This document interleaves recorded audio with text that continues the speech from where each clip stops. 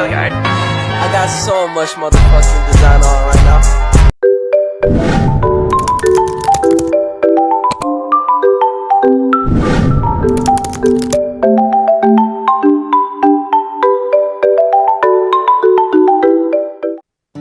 Assalamualaikum warahmatullahi wabarakatuh. Hai teman-teman, kenalin, kami dari kelompok 1 dengan mata kuliah auditing.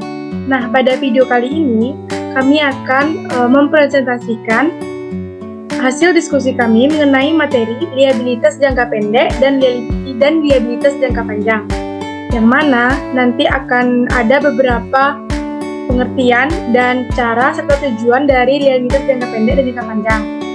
Nah, langsung saja, sebelum masuk ke materi, izinkan kami untuk memperkenalkan diri terlebih dahulu. Nah, dengan saya sendiri, Dira Arista, dengan nomor NIM 2201071005, dengan nomor urut absen 03. Dan rekan saya.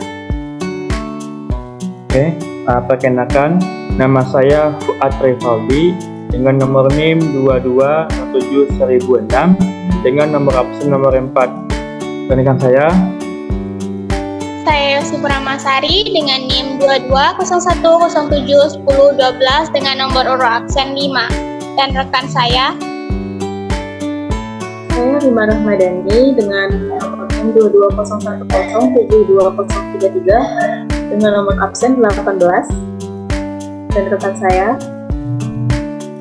saya Karina Mardiana dengan NIM 2201072054 dengan nomor absen 24. Nah, baik, langsung saja masuk ke materi yang pertama, yang mana akan saya jelaskan sendiri, yaitu, nah di sini sebelumnya kita akan membahas apa saja isi pembahasan dari video kali ini. Yang pertama ada sifat dan contoh liabilitas jangka pendek. Yang kedua ada tujuan pemeriksaan liabilitas jangka pendek. Yang ketiga ada prosedur pemeriksaan liabilitas jangka pendek. Nah, selanjutnya juga ada sifat dan contoh dari liabilitas jangka panjang, tujuan pemeriksaan liabilitas jangka panjang, serta prosedur pemeriksaan liabilitas jangka panjang. Langsung saja kita masuk kepada materi yang pertama, yaitu mengenai sifat dan contoh dari liabilitas jangka panjang. Nah, sebelumnya teman-teman sudah tidak asing lagi kan dengan apa itu liabilitas jangka panjang, apa itu liabilitas jangka pendek. Karena sebelumnya kita sudah sering mendengar hal tersebut di mata kuliah akuntansi keuangan. Nah, di sini yang dimaksud dengan sifat dan contoh liabilitas jangka pendek itu, liabilitas jangka pendek itu merupakan liabilitas perusahaan kepada pihak ketiga yang jatuh tempo atau harus dilunasi dalam waktu kurang atau sama dengan 1 tahun. Jadi, sebelum 12 bulan maksudnya, atau dalam satu siklus operasi normal perusahaan. Nah, ini biasanya dengan menggunakan aset lancar atau current aset perusahaan. Nah, ada nih beberapa contoh liabilitas jangka pendek, diantaranya sebagai berikut. Yang pertama ada utang usaha atau akun payable. Yang kedua ada pinjaman dari bank atau short term loan. Yang ketiga ada bagian dari kredit jangka panjang yang jatuh tempo dalam waktu kurang atau sama dengan 1 tahun. Yang keempat ada utang pajak atau tax payable. Yang kelima, ada biaya yang masih harus dibayar atau accrued expense. Yang keenam, ada uang muka penjualan. Dan yang ketujuh, ada voucher payable atau dalam hal ini digunakan voucher system. Nah, selain itu, ada juga beberapa hal yang harus kita perhatikan dalam memeriksa liabilitas jangka pendek. Di antaranya yaitu sebagai berikut. Yang pertama itu, kecenderungan perusahaan untuk mencatat liabilitasnya lebih rendah dari yang sebenarnya atau understatement of liabilities, dengan tujuan untuk melaporkan laba lebih besar dari jumlah yang sebenarnya. Yang kedua, perbedaan antara akun payable dan accrued expense. Nah, apa sih perbedaan antara akun payable dengan accrued expense? Kalau akun payable itu angkanya lebih pasti karena perusahaan mencatat kewajibannya berdasarkan invoice yang diterimanya dari supplier. Sedangkan accrued expense angkanya itu didasarkan pada estimasi atau tidak pasti, sehingga jumlahnya itu kurang pasti dibandingkan dengan akun payable. Selanjutnya, tujuan pemeriksaan liabilitas jangka pendek. Nah, tujuan pemeriksaan liabilitas jangka pendek ini ada beberapa. Yang pertama itu terdapat internal kontrol yang baik atas liabilitas jangka pendek. Nah, di sini yang harus kita perhatikan pertama kali itu adalah internal kontrolnya.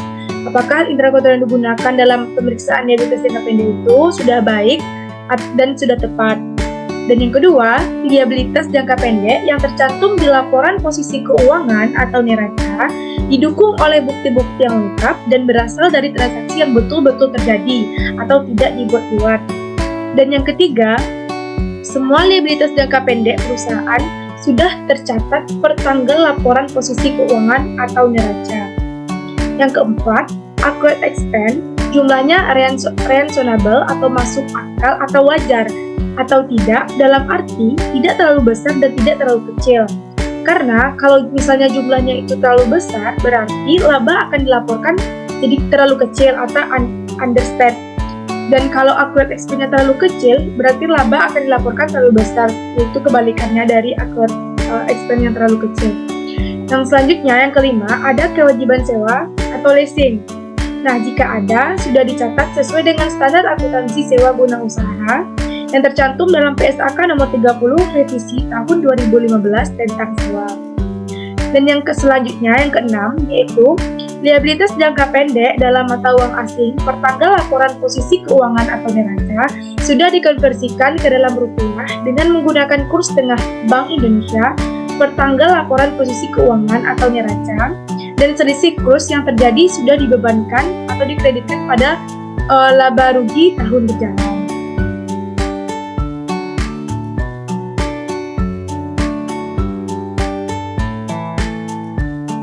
Dan untuk tujuan yang selanjutnya akan dijelaskan oleh rekan saya, yaitu Fuad Rivaldi. Kepada Fuad, silakan. Oke, baik. Saya akan melanjutkan penjelasan mengenai tujuan pemeriksaan dari jangka pendek yang sudah disampaikan oleh rekan saya sebelumnya. Oke, yang nomor 7 itu adalah tujuan pemeriksaan jangka pendek itu untuk biaya bunga dan bunga terhutang dari dia jangka pendek telah dicatat per tanggal laporan posisi keuangan. Maksudnya begini, dalam hal ini auditor harus yakin bahwa semua bunga liabilitas jangka pendek, baik dari utang bank, utang pemegang saham dan lain, itu sudah dicatat sebagai beban perusahaan. Jika bunga tersebut belum dibayar, maka itu dicatat sebagai utang bunga per tanggal laporan posisi keuangan.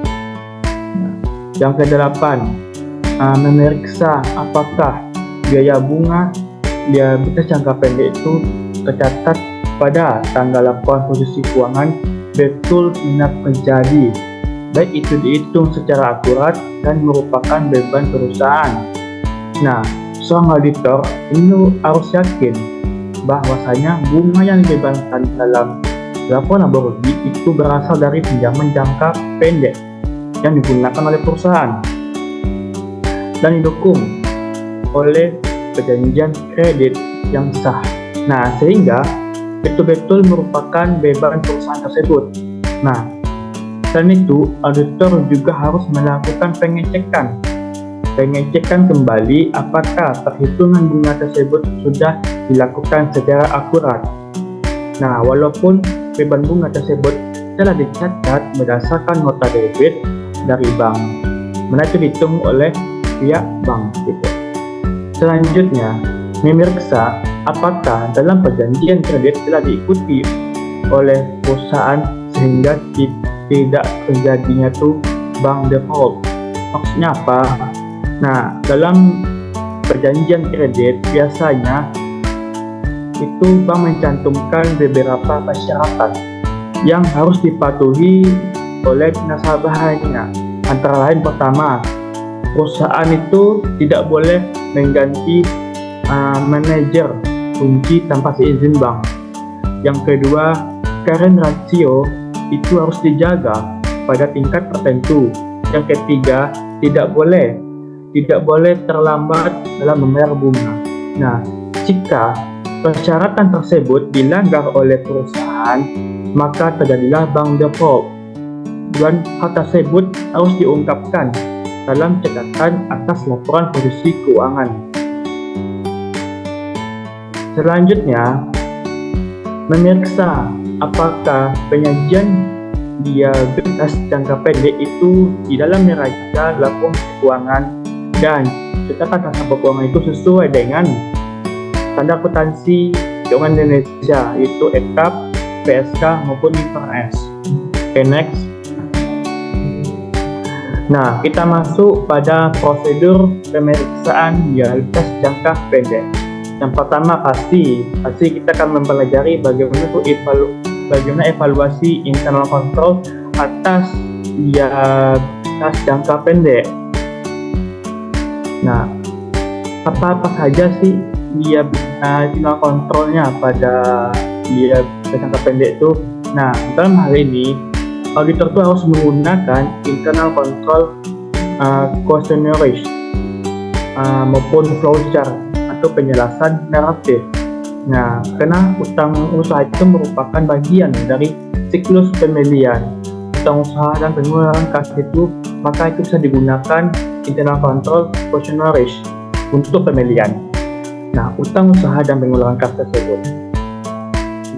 Nah, jika dari evaluasi kontrol tersebut, auditor dapat menyimpulkan bahwasanya internal kontrol tersebut baik atau berjalan efektif, maka substantif testnya itu atas jenis jangka pendek itu bisa dikurangi.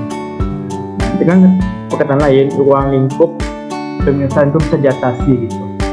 Yang kedua, auditor itu meminta rincian dari likuiditas jangka pendek itu berupa utang usaha maupun likuiditas lainnya. Kemudian itu diperiksa penjumlahannya atau voting serta cocokkan saldonya itu dengan saldo utang di buku besar. Yang ketiga, untuk utang usaha cocokkan saldo masing-masing supplier dengan saldo menurut studi ledger utang usahanya. Yang keempat, secara tes basis atau sampling, periksalah bukti pendukung dan saldo utang kepada beberapa supplier. Perhatikan juga apakah angka tersebut cocok enggak dengan tugas association-nya dan PO-nya maupun resetting report-nya dan supplier invoice. Dan juga terakhir, melakukan perhitungan matematis dari dokumen-dokumen tersebut dan diotorisasi oleh pejabat berwenang. Yang kelima, seandainya terdapat monthly statement of account the supplier, maka harus dilakukan rekonsiliasi antara saldo utang menurut statement of account tersebut dengan saldo subsidiary ledger utang. Next. Nah, yang keenam, barulah seorang auditor itu akan mempertimbangkan untuk mengirim konfirmasi kepada beberapa supplier, baik itu yang saldonya besar maupun yang saldonya tidak berubah dari tahun sebelumnya. Yang ketujuh, auditor juga akan melakukan pemeriksaan pembayaran sesudah tanggal laporan posisi keuangan untuk mengintalasi apakah ada likuiditas yang belum dicatat per tanggal laporan posisi keuangan dan untuk meyakinkan diri mengenai kewajiban saldo likuiditas per tanggal laporan posisi keuangan. Kemudian selanjutnya, seorang auditor andaikan ada utang nih kepada bank dalam bentuk kredit modal kerja, kredit investasi maupun kredit overdraft, maka kirimkanlah konfirmasi ke bank. Untuk apa? Untuk melakukan pemeriksaan surat perjanjian kreditnya dan buatlah expired dari perjanjian kredit tersebut dan lakukanlah otorisasi dan direksi untuk peroleh kredit tersebut. Kemudian, seandainya ada utang dari pemegang saham atau dari direksi tersebut atau dari perusahaan afiliasi yang harus dilunasi dalam waktu 1 tahun yang akan datang, maka harus dikirimkan konfirmasi tersebut untuk melakukan pemeriksaan perjanjian kredit dan periksa apakah ada pembebanan bunga atas pinjaman tersebut. Next.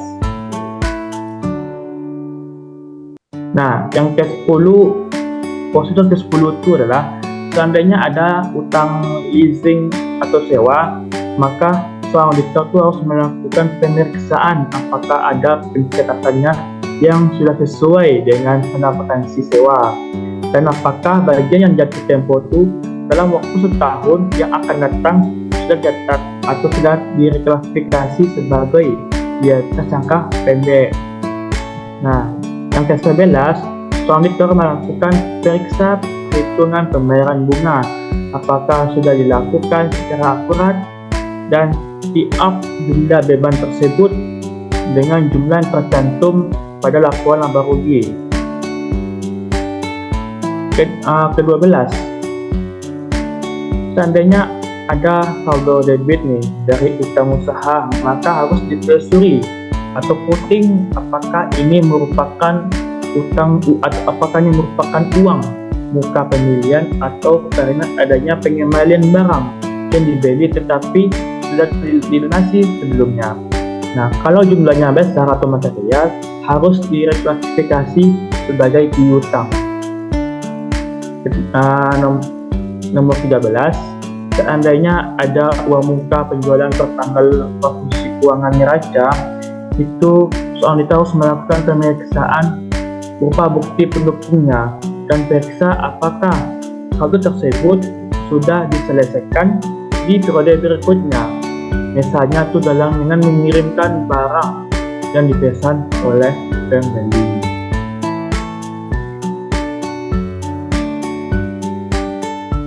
Oke, selanjutnya rekan saya akan menyampaikan materi berikut.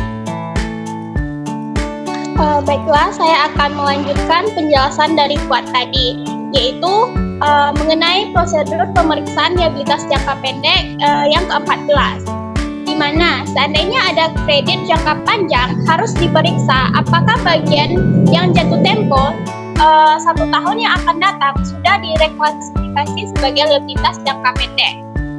Untuk prosedur ke-15, seandainya ada kewajiban dalam mata uang asing, periksa apakah saldo tersebut per tanggal laporan posisi keuangan telah dikonversi ke dalam rupiah dengan menggunakan kurs tengah BI per tanggal laporan posisi keuangan, dan selisih kurs yang terjadi dibebankan atau dikreditkan pada laba atau rugi pada tahun berjalan. Prosedur selanjutnya yaitu untuk utang PPh 21 dan PPN, periksa apakah utang tersebut sudah dilunasi pada periode berikutnya. Seharusnya utang PPh 21 dan PPN per 31 Desember dilunasi di bulan Januari tahun berikutnya. Seandainya untuk PPh badan harus diperiksa apakah pada waktu mengisi dan memasukkan SPT PPh badan, perusahaan telah membayar PPh pasal 29.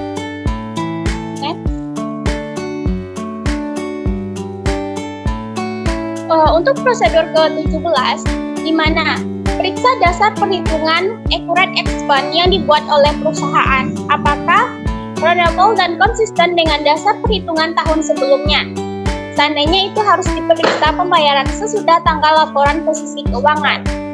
Prosedur yang ke-18, periksa notulen rapat direksi, pemegang saham, dan perjanjian yang dibuat perusahaan dengan pihak ketiga.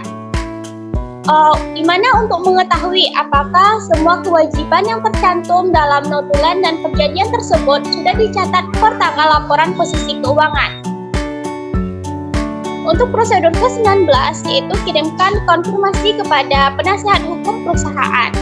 Untuk prosedur yang terakhir yaitu periksa apakah penyajian liabilitas jangka pendek di laporan posisi keuangan dan pencatatan atas laporan keuangan sudah sesuai dengan standar keuangan itu ETAP atau PSAP atau IFRS. Selanjutnya,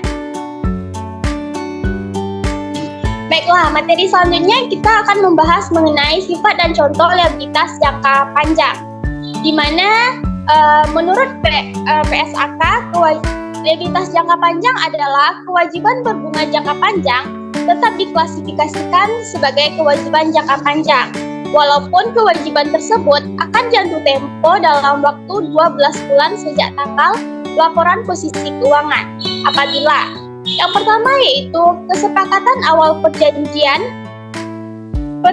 pinjaman untuk jangka waktu lebih dari 12 bulan. Yang kedua, perusahaan bermaksud membiayai kembali kewajiban dengan pendanaan jangka panjang. Yang ketiga yaitu maksud dari poin 2 didukung dengan perjanjian pembiayaan kembali dan penjadwalan kembali pembayaran yang resmi disepakati sebelum pelaporan keuangan disetujui. Baiklah, untuk materi selanjutnya akan dilanjutkan oleh rekan saya.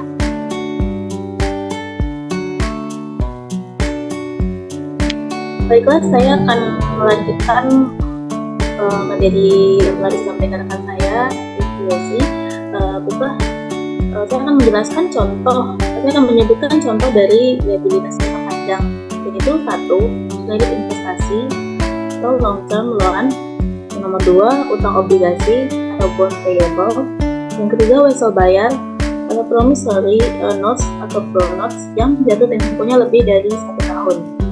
Yang keempat, utang kepada pemegang saham atau perusahaan induk, holding company atau perusahaan afiliasi, affiliated company. Lalu yang kelima, utang subordinasi atau subordinate loan. Yang keenam, bridging loan. Yang ketujuh, utang leasing atau utang dalam rangka sewa guna.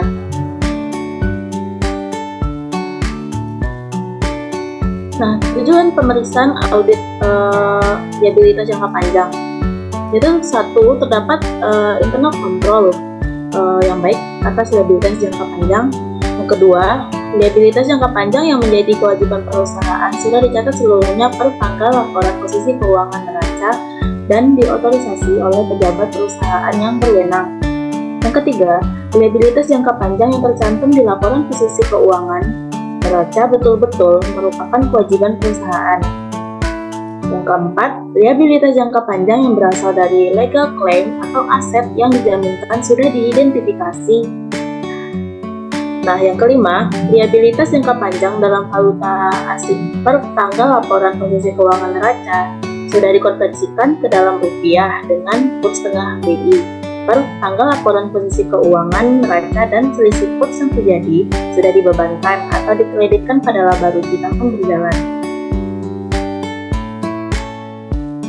Yang keenam, biaya bunga dan bunga yang terutang dari liabilitas jangka panjang serta amortisasi dari premium atau diskon obligasi telah dicatat per tanggal laporan posisi keuangan neraca. Yang ketujuh, biaya bunga liabilitas jangka panjang yang tercatat pada tanggal laporan posisi keuangan neraca betul-betul telah terjadi, dihitung secara akurat dan merupakan beban perusahaan. 8. Semua persyaratan dalam perjanjian kredit telah diikuti oleh perusahaan sehingga tidak terjadi bank default. 9. Bagian dari liabilitas jangka panjang yang jatuh tempo dalam 1 tahun yang datang sudah direklasifikasikan sebagai kewajiban lessor. 10. Liabilitas jangka panjang berikut seperti diskon, premium, dan bunga yang timbul sudah dicatat dengan akurat dan diklasifikasikan serta diungkapkan dalam laporan keuangan, termasuk catatan atas laporan keuangan sesuai dengan standar akuntansi keuangan etap PSAK atau IFRS. Nah, untuk materi selanjutnya akan dijelaskan oleh rekan saya, Harina. Nah, untuk materi selanjutnya yaitu prosedur liabilitas jangka panjang. Yang pertama yaitu pelajari dan evaluasi internal kontrol atas liabilitas jangka panjang. Yang dimaksud di sini contohnya yaitu internal control questionnaire atau penjelasan naratif. Yang kedua yaitu dapatkan dan periksa ringkasan perubahan liabilitas jangka panjang, berikut diskon, premium, dan bunga selama periode yang diperiksa. Yang ketiga yaitu kirim konfirmasi kepada bank yang antara lain menanyakan mengenai plafon kredit, saldo pertanggal laporan posisi keuangan atau neraca, tingkat bunga, jangka waktu pinjaman, dan jaminan kredit. Yang keempat itu minta salinan atau kopi perjanjian kredit untuk permanent file, lalu perhatikan apakah data yang terdapat dalam perjanjian kredit tersebut sesuai dengan data yang tercantum dalam kertas kerja pemeriksaan liabilitas jangka panjang. Yang kelima yaitu periksa apakah perolehan atau penambahan liabilitas jangka panjang sudah mendapat persetujuan tertulis dari direksi atau dewan komisaris atau pemegang saham yang biasanya diberikan melalui notulen rapat. Yang keenam yaitu periksa perhitungan bunga atau pembayaran bunga dan amortisasi diskon atau premium dari obligasi. Tie-up jumlah beban bunga dan amortisasi diskon atau premium obligasi dengan jumlah yang tercantum pada laporan laba rugi. Diskon atau premium yang belum diamortisasi harus dilaporkan sebagai pengurangan atau penambahan dari nilai nominal obligasi. Yang ketujuh yaitu periksa apakah ada liabilitas jangka panjang atau wesel bayar yang diperpanjang setelah tanggal laporan posisi keuangan atau neraca. Untuk mengetahui apakah utang tersebut harus tetap disajikan sebagai liabilitas jangka panjang atau sebagai utang lancar. Selain itu harus diperhatikan juga apakah ada liabilitas jangka panjang atau wesel bayar yang benar-benar telah dilunasi setelah laporan posisi keuangan, walaupun belum jatuh tempo. Maksudnya, untuk mengetahui apakah liabilitas jangka panjang tersebut harus direlafikasi sebagai liabilitas jangka pendek atau tidak. Yang kedelapan yaitu seandainya ada utang atau pemegang saham atau dari direksi atau dari perusahaan afiliasi harus dikirim konfirmasi dan diperiksa apakah ada pembebanan bunga atas pinjaman tersebut. 9 yaitu seandainya ada utang leasing, periksa apakah pencatatannya dan penyajiannya di laporan posisi keuangan atau neraca sudah sesuai dengan standar akuntansi sewa guna usaha dalam PSAK nomor 30 revisi 2015 tentang sewa.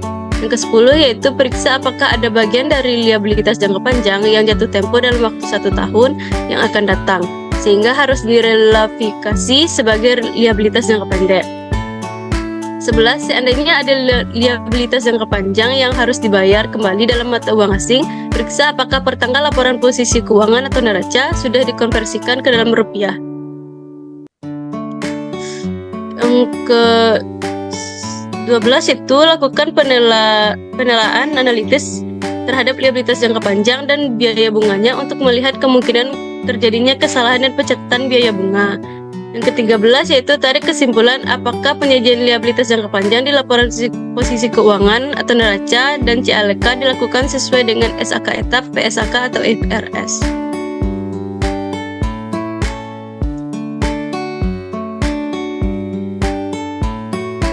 Baiklah, hanya itu materi yang dapat kelompok kami sampaikan pada video kali ini. Kami mohon maaf jika ada kesalahan. Kami ucapkan terima kasih. Kami akhiri dengan wabillahi taufiq wal hidayah. Assalamualaikum warahmatullahi wabarakatuh.